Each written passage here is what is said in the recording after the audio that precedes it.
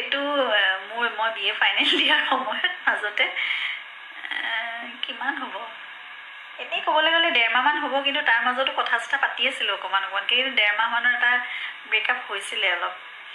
সেইখিনি সময়ত জুবিনে অলপ দুখেৰে কেইটামান গানো লিখিলে। সেইটো নক'বা নক'বা কোনো কথা হিয়া মোৰ ৰহে, সেইটো এটা গান। আৰু মন হেৰুৱাই মন বিচৰাৰ শেষ হ'ব ক'ত এই যাত্ৰা, সেইবোৰ গান তেওঁ সেই ব্ৰেকআপৰ সময়ত লিখিছিলে। গতিকে কিন্তু সেইটো ব্ৰেকআপ আমাৰ কাৰণে ভালেই হ'ল।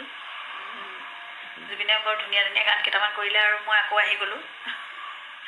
আৰু তাৰপিছত সেইখিনি সময়তে প্ৰতিজ্ঞা কৰিলোঁ যে আৰু যিমান যি নহওক, যেনেকৈ কাজিয়াও কৰোঁ বা যিমান বেয়া পাওঁ, কিন্তু এনেকৈ আঁতৰি যোৱাৰ কথা আৰু এইবোৰ কথা নাপাতোঁ কেতিয়াও। এইটো যিহেতু কৰি তেনেকৈ থাকিবও নোৱাৰোঁ দুইটাৰ পৰা আঁতৰি, গতিকে সেইবোৰ কথা জীৱনত আৰু কেতিয়াও নকওঁ। যি হওক লাগিলে একদম মাৰপিট হৈ যাওক, তথাপিতো সেই আঁতৰি যোৱাৰ কথাটো নকওঁ।